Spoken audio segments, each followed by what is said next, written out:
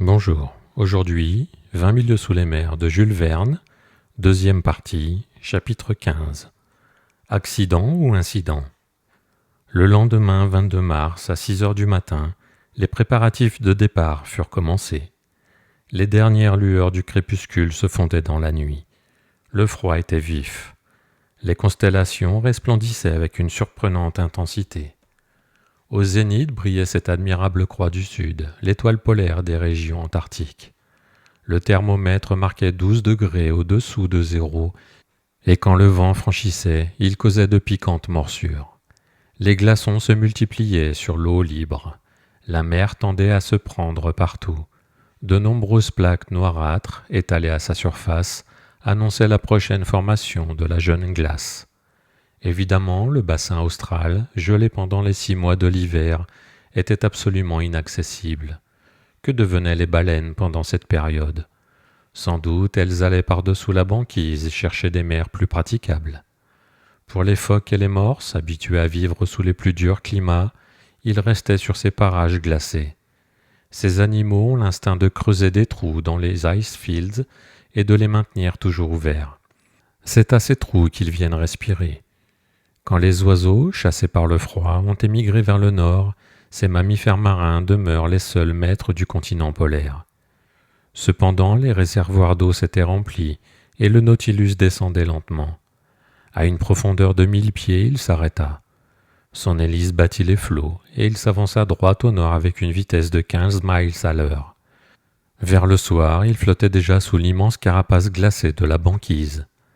Les panneaux du salon avaient été fermés par prudence, car la coque du Nautilus pouvait se heurter à quelques blocs immergés. Aussi je passais cette journée à mettre mes notes au net. Mon esprit était tout entier à ces souvenirs du pôle. Nous avions atteint ce point inaccessible sans fatigue, sans danger, comme si notre wagon flottant eût glissé sur les rails d'un chemin de fer. Et maintenant, le retour commençait véritablement. Me réserverait-il encore de pareilles surprises ? Je le pensais, tant la série des merveilles sous-marines est inépuisable. Cependant, depuis 5 mois et demi que le hasard nous avait jetés à ce bord, nous avions franchi 14 000 lieues, et sur ce parcours plus étendu que l'équateur terrestre, combien d'incidents ou curieux ou terribles avaient charmé notre voyage. La chasse dans les forêts de Crespo, l'échouement du détroit de Torres, le cimetière de Corail, les pêcheries de Ceylan, le tunnel arabique, les feux de Santorin, les millions de la baie de Vigo, l'Atlantide et le pôle Sud. Pendant la nuit, tous ces souvenirs, passant de rêve en rêve, ne laissèrent pas mon cerveau sommeiller un instant. À 3 heures du matin, je fus réveillé par un choc violent. Je m'étais redressé sur mon lit et j'écoutais au milieu de l'obscurité, quand je fus précipité brusquement au milieu de la chambre. Évidemment, le Nautilus donnait une pente considérable après avoir touché. Je m'accotais aux parois et je me traînais par les coursives jusqu'au salon qu'éclairait le plafond lumineux. Les meubles étaient renversés. Heureusement, les vitrines, solidement saisies par le pied, avaient tenu bon.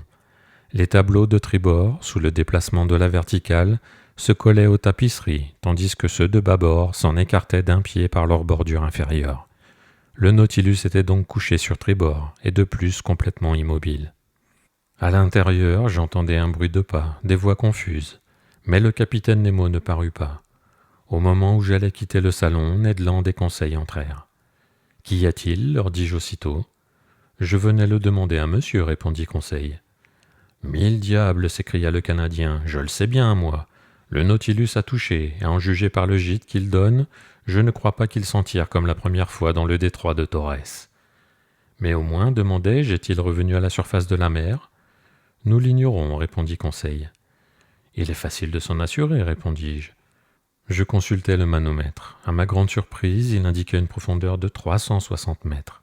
« Qu'est-ce que cela veut dire » m'écriai-je. « Il faut interroger le capitaine Nemo, dit Conseil. »« Mais où le trouver » demanda Ned Land.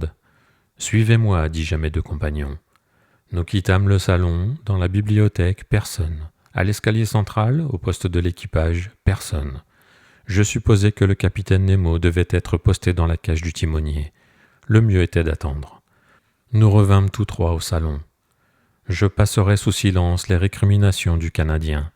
Il avait beau jeu pour s'emporter.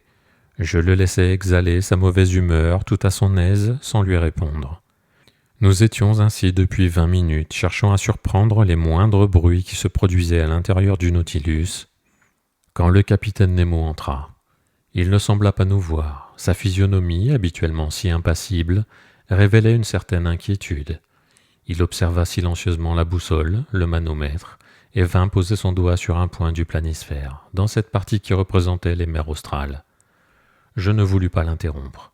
Seulement quelques instants plus tard, lorsqu'il se tourna vers moi, je lui dis en retournant contre lui une expression dont il s'était servi au détroit de Torrès. « Un incident, capitaine ?»« Non, monsieur, répondit-il, un accident cette fois. »« Grave ? Peut-être. Le danger est-il immédiat ? Non. Le Nautilus s'est échoué ? Oui. Et cet échouement est venu d'un caprice de la nature, non de l'impéritie des hommes. Pas une faute n'a été commise dans nos manœuvres. Toutefois, on ne saurait empêcher l'équilibre de produire ses effets. On peut braver les lois humaines, mais non résister aux lois naturelles. Singulier moment que choisissait le capitaine Nemo pour se livrer à cette réflexion philosophique. En somme, sa réponse ne m'apprenait rien. « Puis-je savoir, monsieur, lui demandai-je, quelle est la cause de cet accident ?»« Un énorme bloc de glace, une montagne entière s'est retournée, me répondit-il. Lorsque les icebergs sont minés à leur base par les eaux plus chaudes ou par des choses réitérées, leur centre de gravité remonte. Alors ils se retournent en grand, ils culbutent. C'est ce qui est arrivé. L'un de ces blocs, en se renversant, a heurté le Nautilus qui flottait sous les eaux. Puis, glissant sous sa coque et le relevant avec une irrésistible force, il l'a ramené dans des couches moins denses où il se trouve couché sur le flanc. Mais ne peut-on dégager le Nautilus en vidant les réservoirs de manière à le remettre en équilibre ? C'est ce qui se fait en ce moment, monsieur. Vous pouvez entendre les pompes fonctionner. Voyez l'aiguille du manomètre. Elle indique que le Nautilus remonte, mais le bloc de glace remonte avec lui.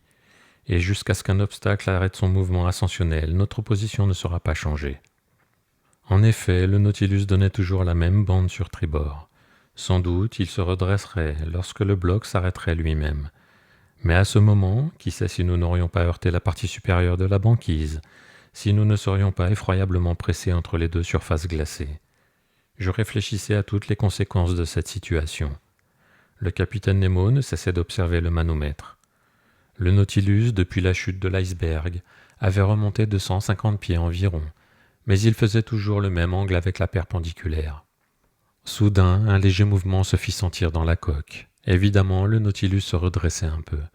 Les objets suspendus dans le salon reprenaient sensiblement leur position normale.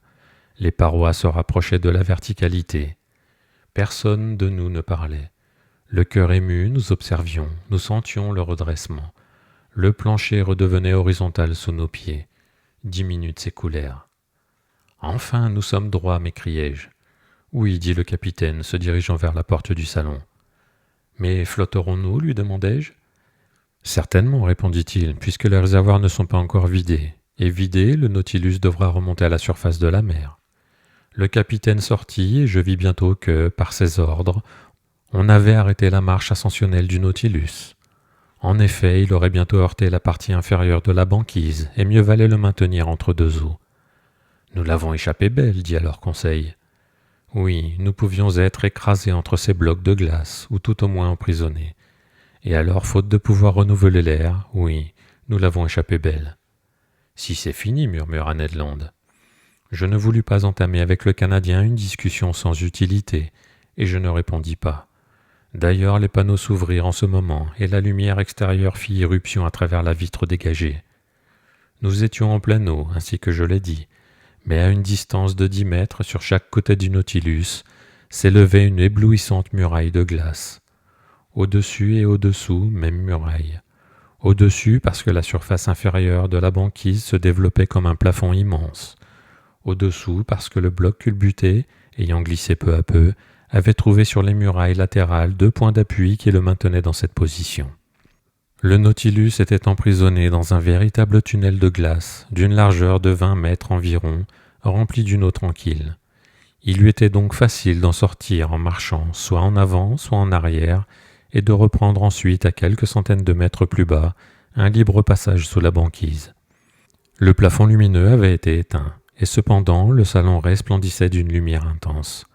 C'est que la puissante réverbération des parois de glace y renvoyait violemment les nappes du fanal. Je ne saurais peindre l'effet des rayons voltaïques sur ces grands blocs capricieusement découpés, dont chaque angle, chaque arête, chaque facette jetait une lueur différente, suivant la nature des veines qui couraient dans la glace.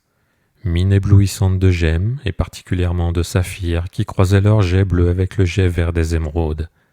Ça et là des nuances opalines d'une douceur infinie couraient au milieu des points ardents, comme autant de diamants de feu dont l'œil ne pouvait soutenir l'éclat. La puissance du fanal était centuplée, comme celle d'une lampe à travers les lames lenticulaires d'un phare de premier ordre. « Que c'est beau, s'écria Conseil. « Oui, dis-je, c'est un admirable spectacle, n'est-ce pas, Ned ?»« Eh, mille diables, oui, riposta Ned Land, c'est superbe. Je rage d'être forcé d'en convenir.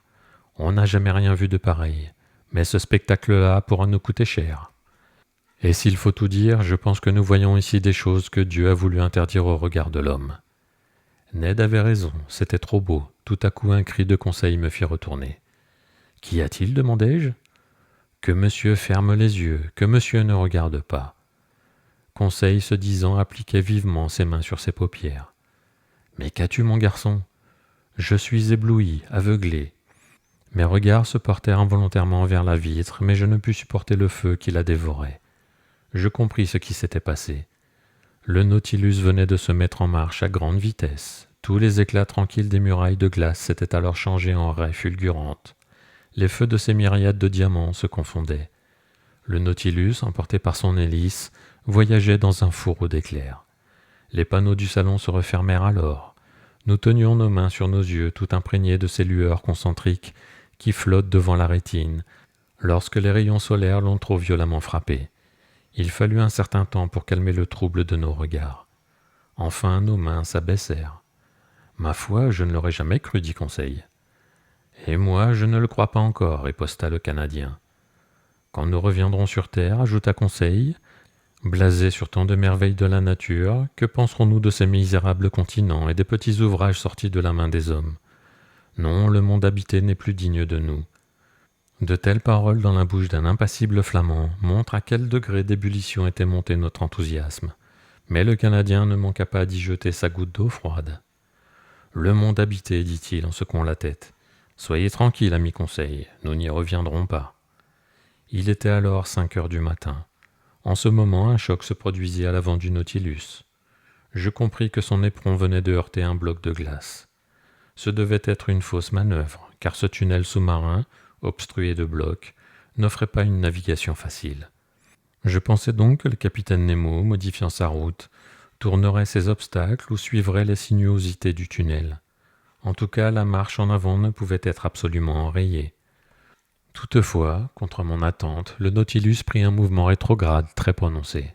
« Nous revenons en arrière, dit Conseil. »« Oui, répondis-je, il faut que, de ce côté, le tunnel soit sans issue. »« Et alors ?»« Alors, dis-je, la manœuvre est bien simple. Nous retournerons sur nos pas, et nous sortirons par l'orifice sud, voilà tout. » Et parlant ainsi, je voulais paraître plus rassuré que je ne l'étais réellement.